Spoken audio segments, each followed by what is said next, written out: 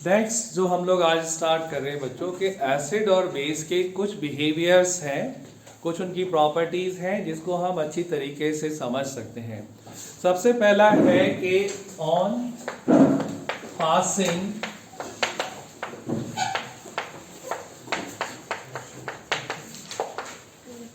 Electricity, यानी अगर किसी एसिड और बेस में हम इलेक्ट्रिसिटी को पास करें, राइट, तो उनका क्या बिहेवियर होगा, इस चीज को हम लोग एनालाइज करने वाले हैं। Right, I am going to draw a very small diagram, बहुत इजी है, सब बच्चे समझ सकते हैं।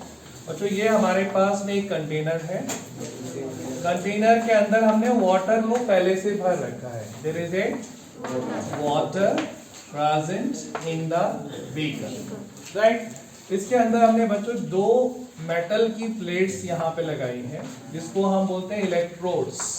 ये आगे आपके इलेक्ट्रोड्स। इस इलेक्ट्रोड के साथ में हमने क्या किया, यहाँ पे एक बैटरी लगा दी। बैटरी में एक बड़ा प्लेट होता है, एक छोटा, इस तरीके से दिखाते हैं, जिसको हम प्लस और माइनस, ये बेटा डीसी बैटरी यानी जिसमें प्लस माइनस क्लियरली डिफाइंड होते हैं, उसका जो है ये साइन होता है कि बड़ी प्लेट छोटी plate, it means it's a plus and minus terminal present here, right. उसके बाद बच्चों यहाँ पे हमने एक क्या किया, एक की लगाई। की क्या होती है, जैसे हमारा ये स्विच लगा है ना ऑन ऑफ, तो इसको हम स्विच ऑन कर सकते हैं, ऑफ कर सकते हैं। सर्किट क्लोज, जैसे हमने की इसमें लगा दी तो उसको हम कहेंगे सर्किट क्लोज हो गया, अब ये पूरा लूप बन गया। और की निकाल दी इसमें से तो ये सर्किट ओपन है, यानी बिजली पूरी तरीके से फ्लो नहीं होगी, राइट। और यहाँ पे हमने एक बल्ब लगा दिया, राइट। बल्ब भी लगाते हैं बच्चों, कुछ लोग एमीटर लगा देते हैं, आपने देखा होगा एमीटर जिसमें बिजली आती है तो वो नीडल रिफ्लेक्ट करती है उसमें, राइट। यहाँ पे ये एपरेटस अभी रेडी है बच्चों, राइट। एक बार फिर से नाम इसका रिवाइज कर लेते हैं। ये कंटेनर है, इसका क्या नाम है, जो उससे बोल सकते हैं बीकर। ये दोनों प्लेट्स हैं, इसको क्या कहते हैं, और ये क्या है, और ये क्या है, और ये क्या है, बल्ब, राइट।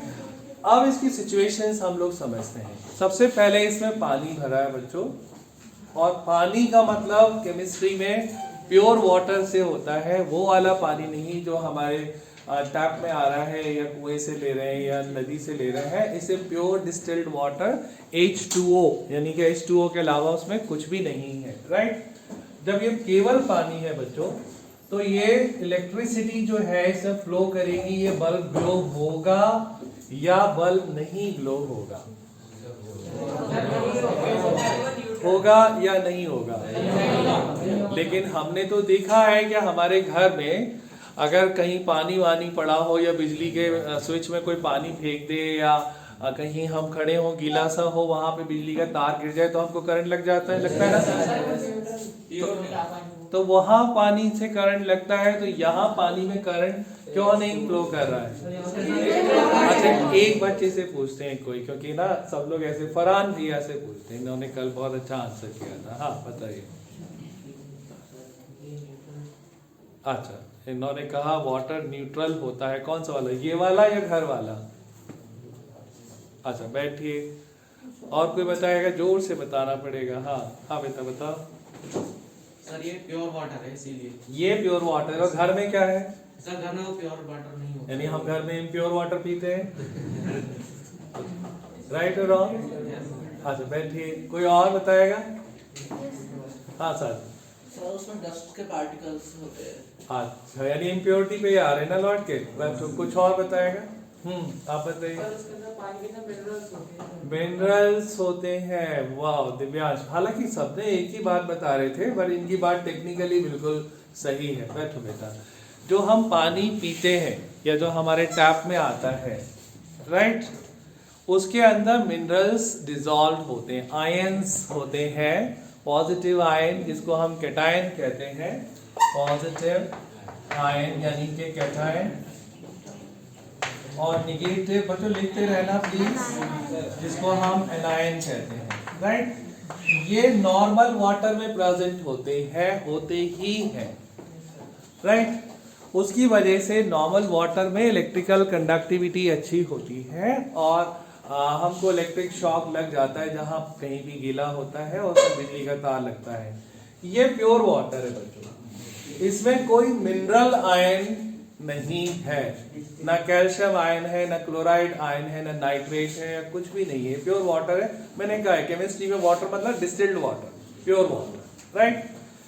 इसके अंदर जो है बच्चों बहुत कम मात्रा में एक पॉजिटिव जो वाटर के अपने होते हैं और बहुत कम मात्रा में OH नेगेटिव जो वाटर के अपने होते हैं। ये इतने कम होते हैं कि इलेक्ट्रिकल कंडक्टिविटी पॉसिबल नहीं होती, राइट, क्लियर। तो एपरेटस की स्टार्टिंग पता लग गई कि पानी था, प्योर वाटर ने बिजली कंडक्ट नहीं करी, राइट। तो water is not acting as an electrolyte, is not acting, चलो मैं और क्लियरली लिख देता हूं, प्योर वाटर लिख दिया बस। Pure water is not acting an electrolyte. तो इलेक्ट्रोलाइट क्या हो गए बच्चों? इलेक्ट्रोलाइट वो सॉल्यूशंस हो गए जो बिजली को हेल्प करते हैं पास होने में, राइट। ये वाटर नहीं कर रहा है, प्योर वाटर है। अब हमें क्या करना है? हमारे चैप्टर का नाम तो एसिड और बेस है, राइट। हमने क्या किया, इस एपरेटस में एक बूंद, ओनली 1 ड्रॉप सल्फ्यूरिक एसिड इसके अंदर डाल दिया, H2SO4। जैसे ही हमने इसके अंदर H2SO4 डाला बच्चों, या HCl डाला या HNO3 डाला, एक ही बात है, तीनों स्ट्रॉन्ग एसिड है, ये बल्ब जो है वो ग्लो करने लगा। तो इससे हमने क्या कंक्लूजन निकाला कि water was not conducting electricity, water was not an electrolyte, but acids are, acids can pass electricity. तो कंक्लूजन लिखिए बढ़िया बढ़िया सा कि acids can pass electricity, acids can pass electricity because they are electrolyte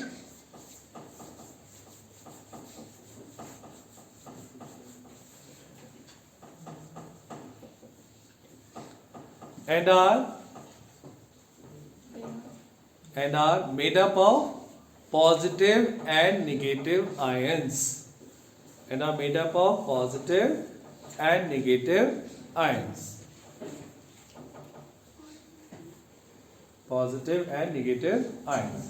बच्चों इधर देखिए, जैसे हम अपने 3 इंपॉर्टेंट एसिड्स की बात करते हैं, HCl है, राइट।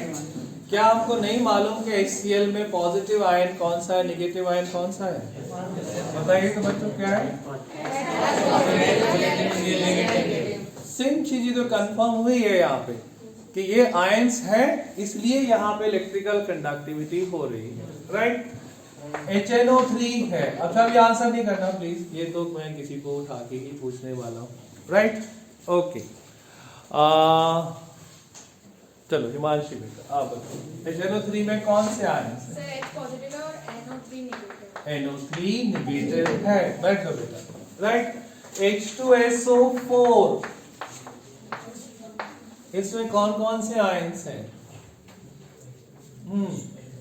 हाँ बेटा आप बताओ Bilal.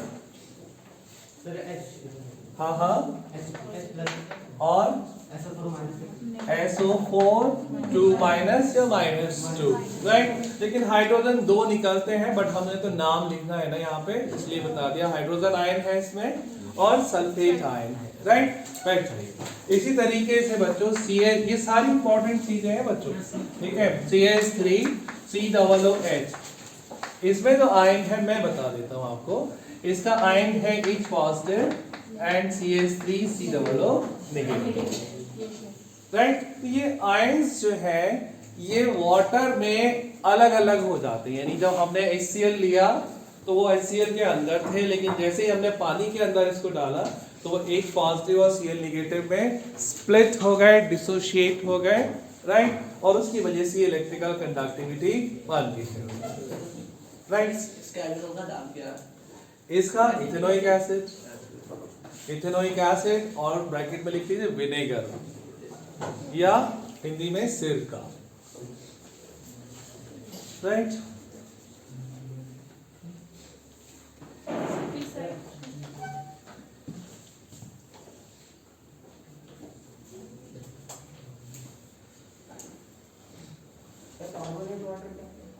Carbonic acid. Carbonate water is carbonic acid. H2CO3 हमने अभी लिखा था ना, कार्बन डाइऑक्साइड को हमने पानी में डिसॉल्व किया था, तो that is called as carbonate water. वो भी जो भी एसिड है, जो भी बेस है, अभी बेस का भी बात करेंगे, वो सब इलेक्ट्रोलाइट होते हैं. अगर नहीं होंगे तो वो एसिड भी नहीं होंगे, बेस भी नहीं होंगे, राइट. वेल, बट ऐसे याद मत करना कि सारे इलेक्ट्रोलाइट एसिड बेस होते हैं, नहीं. एसिड और बेस इलेक्ट्रोलाइट होते हैं, राइट. नाउ बच्चों, गोइंग फॉर बेस. जैसे बेस हमने से किसी एक्सपेरिमेंट में हमने क्या किया, हमने यहाँ पे NaOH, KOH ये डालना शुरू किया, तो सेम रिजल्ट हमको मिला. NaOH डालने से भी यहाँ पे बल्ब ग्लो किया, KOH के डालने से भी बल्ब ग्लो किया, कैल्शियम हाइड्रोक्साइड के डालने से भी बल्ब ग्लो किया, NH4OH के भी डालने से बल्ब ग्लो किया. ये सारे के सारे बेस हैं. They are also dissociating into positive and negative ion, right? And they are giving here electrolyte. They are behaving like an electrolyte. उनकी वजह से यहाँ पे बल्ब ग्लो करता है.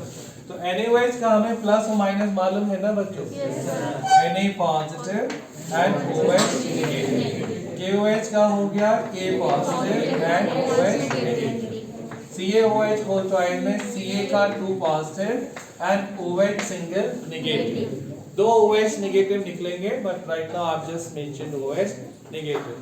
NH4OH में बच्चों NH4 single positive and OH negative, right. Yes बेटा,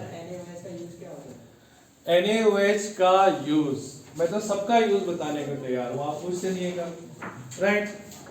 ये यूज होता है हमारा साबुन बनाने में,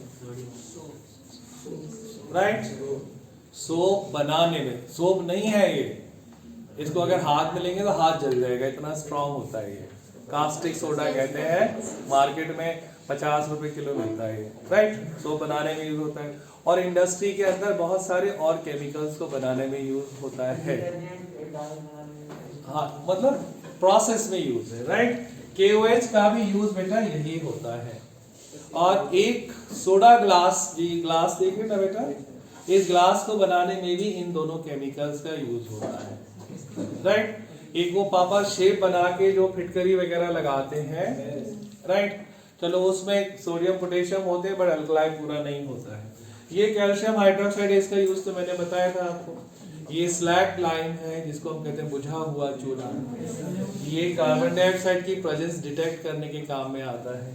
ये अमोनियम हाइड्रोक्साइड है, अमोनिया सॉल्यूशन है, राइट.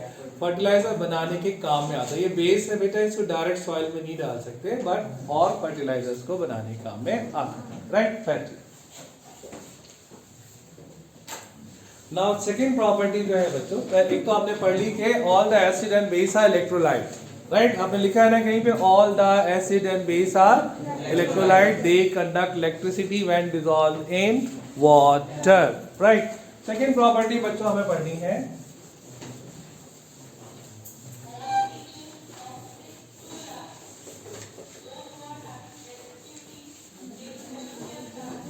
नेक्स्ट है बच्चों, what happens to acid and base when they are dissolved in water.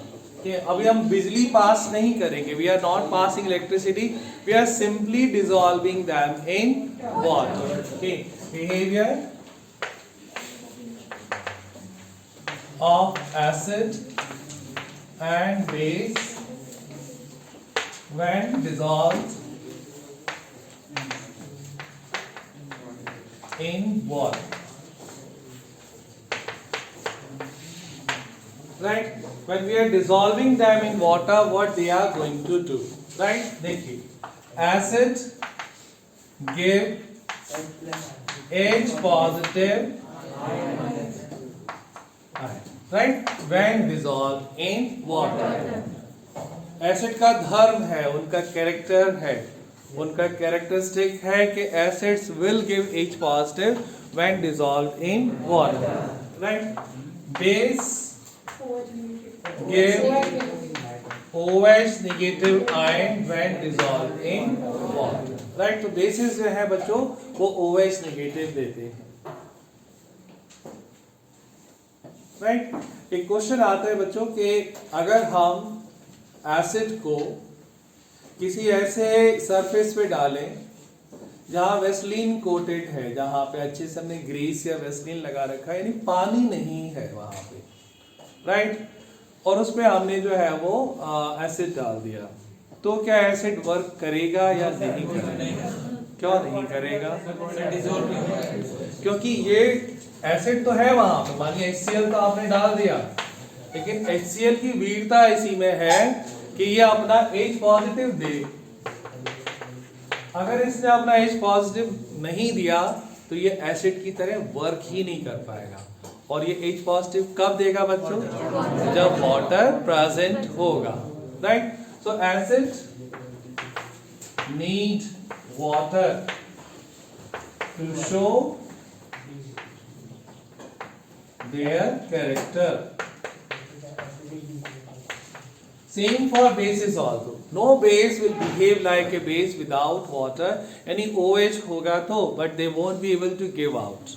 H positive होगा तो, but they won't be able to give out. Right? So this is how acid and base work. Right? I have to take next heading बच्चों, but इसमें अगर कहीं कोई doubt है तो please ask to me.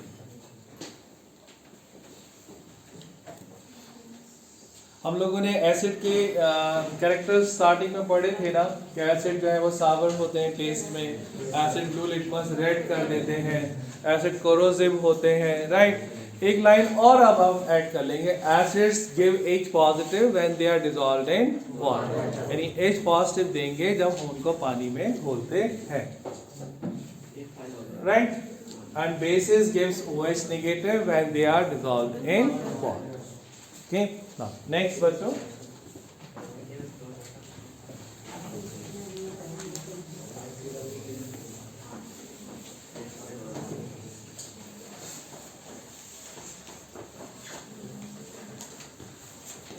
the next heading is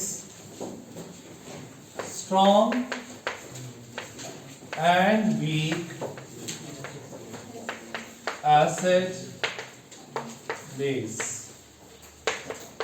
कुछ acid को हम बोलते हैं ये बहुत स्ट्रॉन्ग है और कुछ को बोलते हैं कि वीक एसिड है।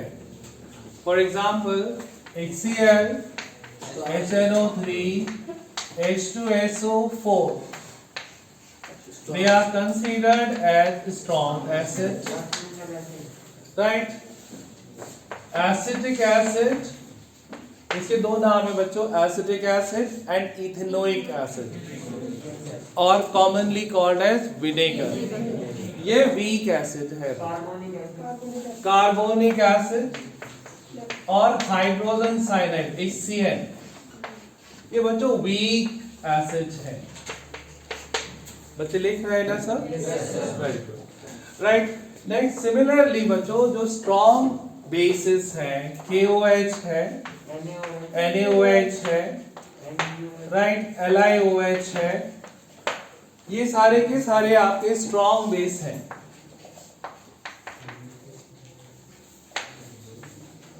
और NH4OH ये आपका वीक बेस में आता है। कुछ और एग्जाम्पल भी हो सकते हैं, but this is NH4OH which is a weak base. ये सब आपको मालूम है बच्चों, मैंने आज पहली बार इंट्रोड्यूस नहीं करा, इस चैप्टर के स्टार्टिंग में भी बताया था कि strong acid, weak acid, strong base, weak base होते हैं। अब यहाँ हमको ये पढ़ना है कि स्ट्रॉन्ग एसिड को स्ट्रॉन्ग क्यों कहते हैं और वीक एसिड को वीक क्यों कहते हैं। जो भी बच्चा इस पे आंसर करना चाहता है वो हाथ खड़ा करे, राइट। आप बताइए बेटा, क्वेश्चन रिपीट करिए, क्वेश्चन क्या पूछा है? हाँ, स्ट्रॉन्ग को हम स्ट्रॉन्ग क्यों कहते हैं और वीक को हम वीक क्यों कहते हैं? वो क्या मोटे पतले होते हैं या कुछ और है? वाटर में सर कंसंट्रेशन एसिड का ज्यादा होता है, इसलिए स्ट्रॉन्ग एसिड। अच्छा, ओके, इन्होंने वर्ड यूज करा कंसंट्रेशन। आप बताइए श्रीमान। हाँ sir, in acid complete ionized aqueous solution gives H+ ion. अच्छा, repeat it. An acid completely ionized in aqueous solution gives H+ ion. Okay, आप बताइए। सर एसिड में H+ आयंस ज़्यादा होते हैं और बेस में OH नेगेटिव होते हैं ज़्यादा, तो उसको हम क्या बोलेंगे?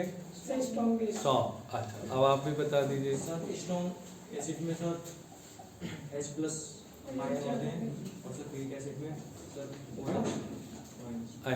ये तो गलत हो गया भाई। ध्रुव आप बताओ। Sir, our base can completely ionize in water and produce large amount of negative ions equal to base. अब बैठ सही, आप में से काफी लोगों ने सही आंसर किया है। मैं थोड़ा सा इसको आसान कर देता हूँ बच्चों, ठीक है? ये रब कर दूं? देखो,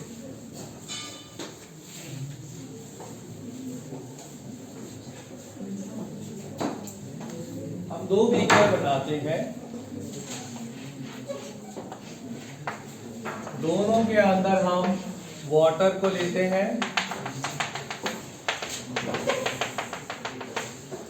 राइट? एक में बच्चों मैं डाल रहा हूं यहां पे CH3COOH। कंसंट्रेशन का बात किया ना आपने, 1 मोल पर लीटर, राइट? इसका कंसंट्रेशन 1 मोल पर लीटर था। एक मैंने टेस्ट ट्यूब लेके इसका इसमें डाल दिया। इसके अंदर बच्चों मैंने HCl डाला, इसका कंसंट्रेशन भी 1 मोल पर लीटर ही है और इसका भी सेम वॉल्यूम मैंने यहाँ पे डाल दिया। तो पहले तो बच्चों मैं आपको बताऊं, ये भाई साहब जो है इथेनोइक एसिड, इन्हें हम वीक एसिड कहते हैं।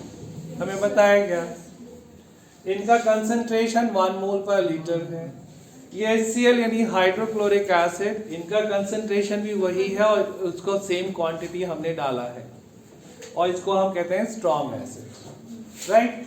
तो ये वीक क्यों है? पहली बात तो ये समझ लो, कंसंट्रेशन बच्चों दोनों बराबर है, कंसंट्रेशन का मसला नहीं है। ये कंसंट्रेशन तो हमारे हाथ में, हमने दोनों को बराबर कंसंट्रेशन में डाला, राइट?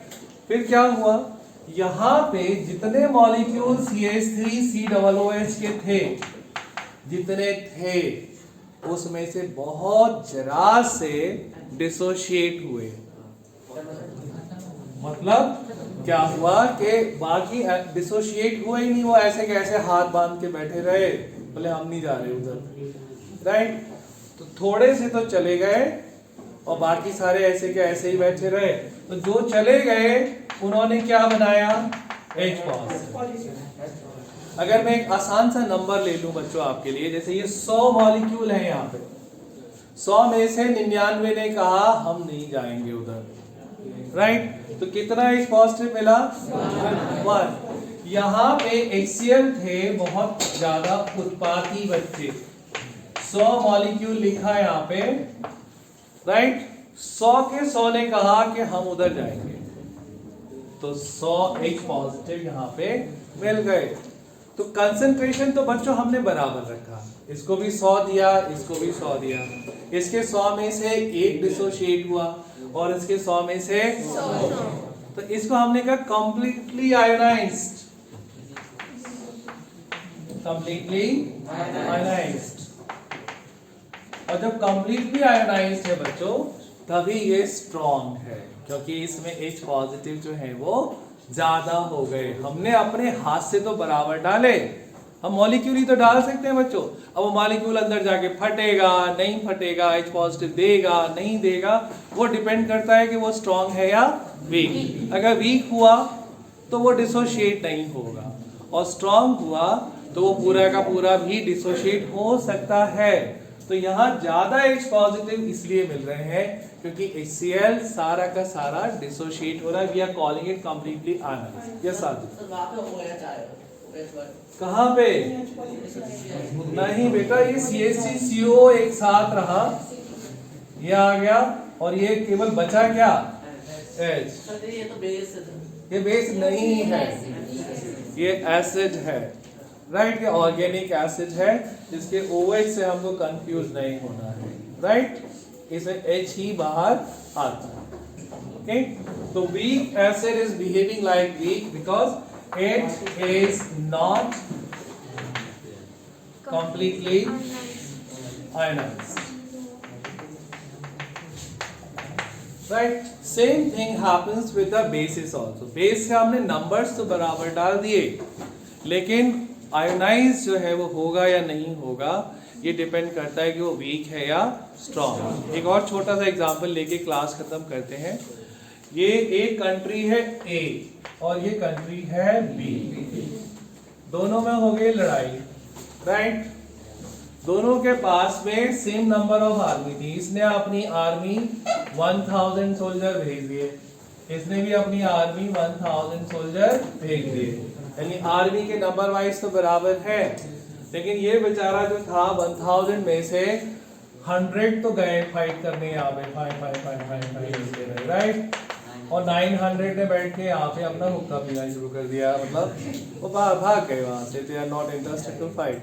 इसके 1000 में से 1000 जो है वो लड़ने के लिए तैयार थे, राइट। तो इसमें बताओ कौन सा वाला वीक एसिड है, कौन सा स्ट्रॉन्ग है? बी क्या है? बी क्या है? ये वाला चक्कर है। हम लोग तो अपनी तरफ से तो आर्मी बराबर भेज रहे हैं, लेकिन वहां पे कितना वो फाइट करेगा, कितना डिसोशिएट होगा, कितना नहीं होगा, दैट डिपेंड्स कि उनका वैरायटी क्या है ना। तो इसमें से इंडियन आर्मी कौन सी है? चलो, thank you very much, God bless you all.